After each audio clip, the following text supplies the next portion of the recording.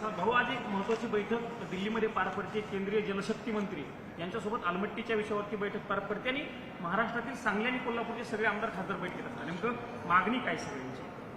आलमट्टीच्या संदर्भामध्ये आज आदरणीय राज्याचे पाटबंधारे मंत्री विखे पाटील साहेब यांच्या नेतृत्वाखाली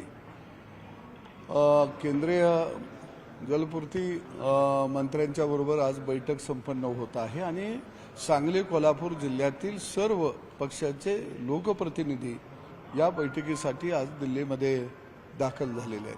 आलमट्टीची जी उंची आहे ती जर वाढवली तर निश्चितपणानं कृष्णा काठ असेल, वारणा काठ असेल, पंचगंगेचा काठ असेल, या परिसरातील मोठ्या प्रमाणामध्ये गावांचं स्थलांतर होईल, शेतीचं मोठ्या प्रमाणामध्ये नुकसान होणार आहे आणि म्हणून याला महाराष्ट्रातला शेतकऱ्यांचा मोठ्या प्रमाणामध्ये आणि सर्व त्या पट्ट्यातल्या गावकऱ्यांचा विरोध आहे, सर्व लोकप्रतिनिधीचा विरोध आहे.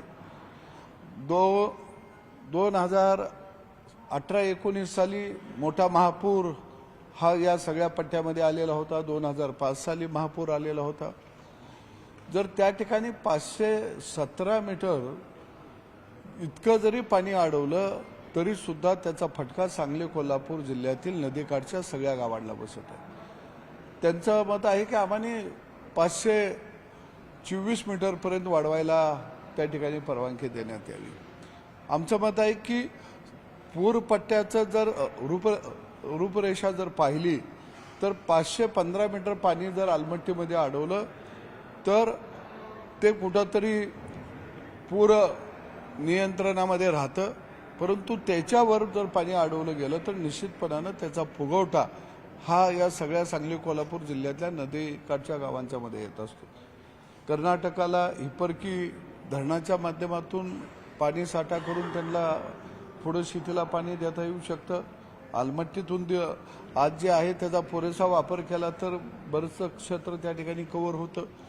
परंतु आलमट्टीची उंची वाढवायला आंध्रचा विरोध आहे, तेलंगणाचा विरोध आहे, महाराष्ट्राचा विरोध आहे आणि या तिन्ही राज्यांचा विरोध असताना कर्नाटक राज्य हे आडमुठी भूमिका घेत आहे आणि ही योग्य नाही. हे आम्ही केंद्र सरकारच्या समोर आमची भूमिका मांडणार आहोत. आलमट्टीच्या प्रश्नावरती जे वरवणे समिती नेमली होती त्यांचा काही वेगळे अहवाल आहे.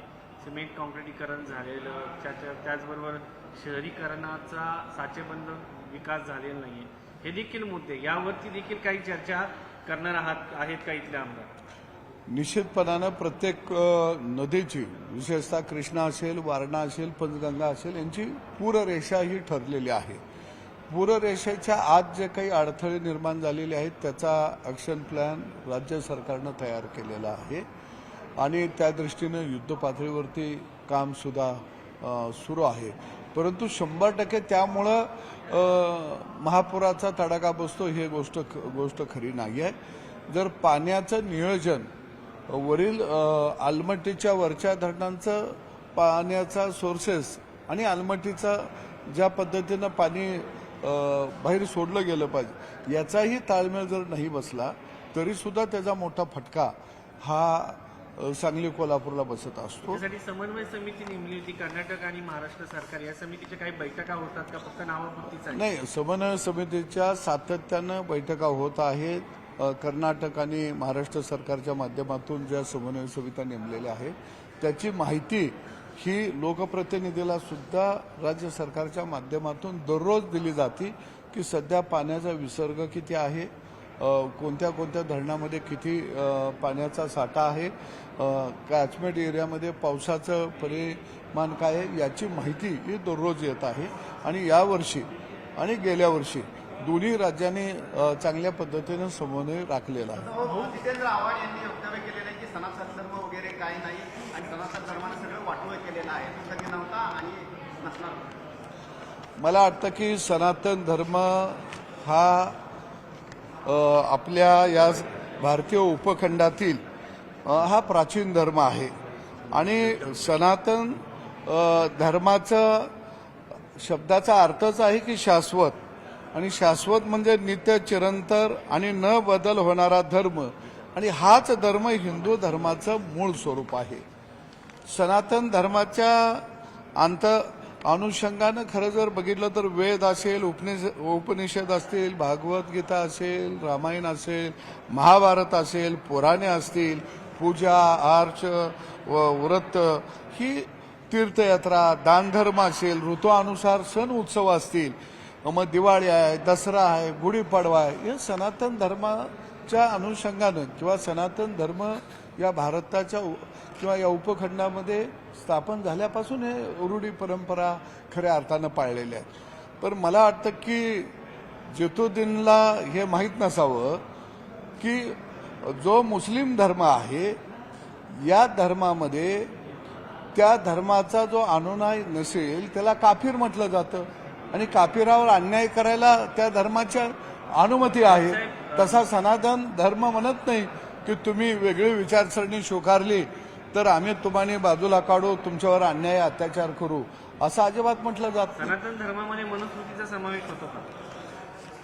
असं आहे की प्रत्येक धर्मामध्ये जसं शिया सुन्नी पंथ आहे तसं प्रत्येक धर्मामध्ये वेगवेगळे पंथ आहेत, आणि सनातन धर्म मुळामध्ये हिंदू धर्म ह्याच्यामध्ये बौद्ध धर्म आहे, जैन धर्म आहे, भागवत धर्म आहे, आणि तिथं कोण कोणाच्या आडवं येत नाही. मला रामायण मानायचं आहे, मी रामायणाला मानू शकतो. मला भागवतगीता मानायचं आहे, मला भागवतगीता मानू शकतो. मला वारकरी संप्रदायाचा मी अनुयायी आहे, आम्ही वारकरी संप्रदायाचा अनुयायी बनवू शकतो. पण तसं जितुद्दीनला विचारा की मुस्लिम धर्मामध्ये अल्लाह हे एकच देव आहे, अल्लाहला न मानणारा तो काफिर आहे. मनुस्मृती मान्य करता का तुम्ही? अरे असं आहे की मनुस्मृतीला मानणारा आमच्या दृष्टीनं हिंदू धर्माचा दुश्मन आहे असं कुठेही म्हटलेलं नाही. आणि मला आता आपल्या माध्यमातून विचारायचं आहे की मनुस्मृती किती जणांनी वाचली, तिचे पारायण किती लोक करत आहे. पारायण हे भागवतगीतेचं होतं, पारायण हे रामायणाचं होतं, ज्ञानेश्वरीचं होतं. तुम्हाला मनुस्मृती मान्य आहे का? जे मानत आहेत किंवा असं कुठं म्हटलेलं नाही की मनुस्मृती मांडलीच पाहिजे. जे कुणी काय मानावं याची संयोजनता असणारा धर्म हिंदू आहे. परंतु उठ की सूट, मग मी कुराण मान्य आहे का जितुद्दीनला, ते सगळ्यांनी मग वाचावं का? म्हणजे एकदा तुम्ही धार्मिकतेकडे निघाला, ज्याला जे आवडतं किंवा ज्याला ज्या पद्धतीनं राहणीमान स्वीकारायचे आहे तो स्वीकारू शकतो. आज हिंदू धर्मामध्ये पुरोगामी आहेत, मग नास्तिकी आहेत, आस्तिकी आहेत. मग मी जितेंद्र आवडला विचारतो की मुस्लिम धर्मामध्ये नास्तिक आहेत का? ना, तिथं एकच आहे अल्लाह, त्याच्यावर मात्र अजिबात चर्चा होत नाही. मक्का मदिनाला कोणत्याही इतर धर्मीयाला त्या ठिकाणी दर्शनाला जाता येत नाही, पण आमच्या पांडुरंगाकडे सगळ्यांना जाता येतं. त्याच्यावर जितेंद्र आव्हाड बोलतो का की मक्का मदिनाला बी मी जातो? म्हणजे ह्याचा अर्थ असा आहे की सहिष्णुतेचा तुम्ही गैरफायदा जास्त घ्यायला लागलेला आहात, हे योग्य नाही असं मला वाटतं.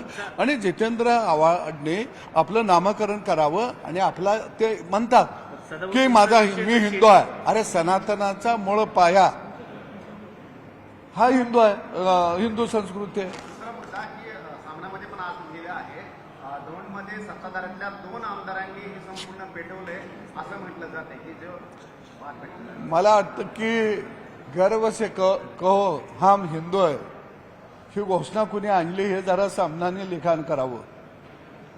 सामनाने थोडं शिवसेना प्रमुखांची भाषणं परत जरा ऐकावी ती, मग त्यांच्या लक्षात येईल.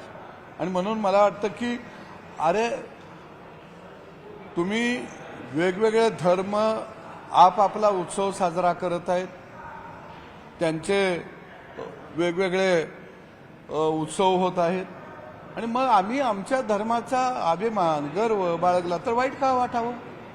मग सामनामधून हे लिहिणार आहेत का की आम्ही हिंदू धर्म सोडलेला आहे, आमच्या देवतांची विटंबना झाली तरी चालेल?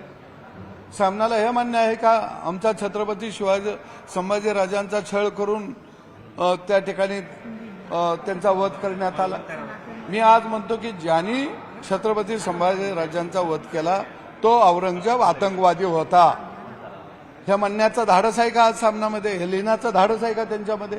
कारण ते आमच्यावरचं आक्रमण होतं, आमच्या स्वराज्यावरचं. आणि ज्यावेळी एखादं आक्रमण होतं, एखादी टोळी आक्रमण करते, त्याला आपण आतंकवादी म्हणतो. तिने म्हणावं औरंगजेब आतंकवादी होता, आम्ही म्हणतो औरंगजेब आतंकवादी होता. सर, तुमचे विषय शेतकऱ्यांचे असतात. तुम्ही दिल्लीत आलात, अचानक तुम्ही धर्माभिमानी झालात, कारण माहिती नाही आम्हाला. दिल्लीत आलाय, महाराष्ट्रातील शेतकरी खूप मोठ्या प्रमाणात आत्महत्या करतायत. काही मोठ्या नेत्यांची, कृषी मंत्र्यांची भेट घेणार आहात? निश्चितपणानं कांद्याच्या प्रश्नावरती मी कृषी मंत्र्यांची वेळ मागितलेली आहे, वाणिज्य मंत्र्यांची वेळ मागितलेली आहे आणि त्यांना आम्ही भेटणार आहोत. मुळामध्ये असं आहे की ज्यावेळी आमच्या संस्कृतीवर हल्ला होतो त्यावेळी त्याच्यावर बोलणं हे चूक आहे हे मला अजिबात वाटत नाही. कारण प्रत्येकानं आपापली संस्कृती, आपापला धर्म जपावा, त्याचं आचरण करावं या मताचा मी आहे. परंतु आम्ही करतो ते चूक आणि ते करतात ते बरोबर, ह्याला आमचा विरोध आहे. आणि म्हणून आमची कृषी संस्कृती सुद्धा आमच्या हिंदू संस्कृतीशी जोडली गेलेली आहे. उद्धव ठाकरे दिल्लीचा दौरा करणार आहेत. सोनिया गांधी आणि राहुल गांधी यांची भेट घेण्याची शक्यता. उद्धव ठाकरे दिल्लीचा दौरा करणार आहेत आणि या 3 दिवसाच्या दौऱ्यामध्ये अनेकांच्या भेटी घेणार आहेत. त्याच्यामध्ये सोनिया गांधी आणि राहुल गांधी यांचं पण नाव आहे, ते त्यांची भेटी घेणार आहे. काय आहे की दिल्लीला आलेली माणसं इथं काय कामधंदा शोधायला येत नसतात. दिल्ली देशाची राजधानी आहे, मग इथं राजधानीमध्ये सगळे देशाचे कारभारी असतात. राज्याचा कारभारी दुसऱ्या कारभाराला भेटतो, त्याच्यामध्ये काही फार मोठं नवल आहे अशातला काही भाग नाही की कोण आला आणि त्याच्यामध्ये काही तर मोठं बदल घडणार आहेत असं काही अजिबात नाही. तर माधुरी हत्येचा प्रश्न मोठा का असतो तुमच्या भागामध्ये? तुम्ही देखील जाऊन आले, लोकांच्या भावना संतप्त आहेत. मोर्चा पण काढला होता 45. नांदणी मठामध्ये गेली अनेक वर्ष हत्येचे त्या ठिकाणी पालनपोषण केलं जात होतं आणि हत्ती एक त्या मठाचं वैभव होतं आणि सगळ्या जैन धर्मियांची श्रद्धा आहे की महापूजेचा असेल किंवा इतर विधीमध्ये हत्ती हा आमचा एक बलस्थानी होता किंवा तो एक आमचा वैभवाचा भाग होता, आमचा श्रद्धेचा भाग होता. आणि म्हणून तो आम्हाने माधुरी हत्ती ही परत मिळाली पाहिजे ही भावना सगळ्यांची आहे, त्या परिसरातल्या सगळ्या जनतेची आहे. उद्या मला वाटतं की त्याच्यावर मुख्यमंत्र्यांनी बैठकही बोलवलेली आहे. निश्चितपणानं कायदेशीर मार्गानं तो हत्ती परत कसा येईल या दृष्टीनं राज्य सरकार प्रयत्न करत आहे. हायकोर्टाच्या आणि सुप्रीम कोर्टाच्या निर्देशानुसार त्या ठिकाणी हत्तीचं स्थलांतर करण्यात आलेले आहे. शेवटी आपल्याला हा प्रश्न कायद्याच्या चौकटीत राहून सोडवावा लागेल, जसा आपण 32 शिराळ्याचा नागपंचमीचा सोडवला त्या धर्तीवर. वैद्यकीय तपासणी केलेली आहे तिची. वनताराचं असं म्हणणं आहे की तिला जखमा आहेत आणि तिच्यावरती उपचार सुरू आहेत. तिचा आरोग्याचा रिपोर्ट देखील आला आहे. असं आहे की वनतारामध्ये पाठवण्याचा जो निर्णय झाला तो हायकोर्टाच्या माध्यमातून झाला आणि त्याच्यावरती एक समिती स्थापन झालेली होती. ठीक आहे, त्या ठिकाणी गेल्यानंतर ते एक मोठं प्राणी संग्रहालय आहे. जे काही उपचार आहेत ते त्यांच्या पद्धतीनं त्या ठिकाणी ते करत आहेत आणि त्याचे फोटो व्हायरल होत आहेत. शेवटी ते त्यांनी त्यांचं काम स्वीकारलेलं. हिंदी में जानना चाहेंगे, सनातन धर्म पे जितेंद्र अवार्ड इनका कहना है सनातन धर्म ने भारत को बर्बाद करके रखा है, सनातन धर्म का कोई धर्म नहीं है, हम हिंदू धर्म के अनुयायी हैं. मुझे ये लगता है कि सनातन धर्म जो हमारा है वो हमारी प्राचीन संस्कृति है और इस धर्म का पालन ही हमारा हिंदू धर्म करता है. आणि मुझे ये लगता है कि मूल प्रारूप जो हिंदू धर्म का है वो सनातन से ही आया है. तो इसीलिए मैं सनातन नहीं मानता लेकिन मैं हिंदू धर्म मानता हूँ. मैं आप हिंदू धर्म मानते हैं तो हिंदू संस्कृति भी मानना चाहिए. हिंदू संस्कृति में देव देवता की पूजा होती है, उत्सव होते हैं, ये भी अपुण्य मानना चाहिए. जैसा इतर धर्म जो होते हैं वो ऐसा समझो कि मुस्लिम धर्म है, वो अल्लाह को मानते हैं, अल्लाह को जो मानता नहीं उसको काफिर बोलते हैं. मग आप कौन सा धर्म मानते हैं? हमारा धर्म मानते हैं तो हमारे रीति रिवाज से चलना पड़ेगा. हमारे रीति रिवाज आपको पसंद नहीं है तो मुस्लिम रीति रिवाज को आपको चलना पड़ेगा। मुझे यह लगता है कि जिस धर्म ने, मुस्लिम धर्म ने छत्रपति संभाजी राजे का जिस तरह से वध किया, वो औरंगजेब को हम आतंकवादी कहते हैं। वो जीतू दिन वो बोलेगा औरंगजेब आतंकवादी होता, हम बोलेंगे क्यों? हमारा राजा हिंदू था, हम हिंदू है, इसीलिए हम औरंगजेब को आतंकवादी बोलते हैं। आपने उनका नाम चेंज करने भी बोला, मोहम्मद जितेंद्र अवाड रखे, ऐसे कुछ नहीं, वो ऐसा बोल रहा है कि मैं हिंदू हूं लेकिन मैं संस्कृति नहीं मानता। तो मैं संस्कृति आप मंगलों की मानते हैं क्या? इसीलिए मैंने उनका नामकरण किया, जितुद्दीन बोला उसको, वो क्या गलत है?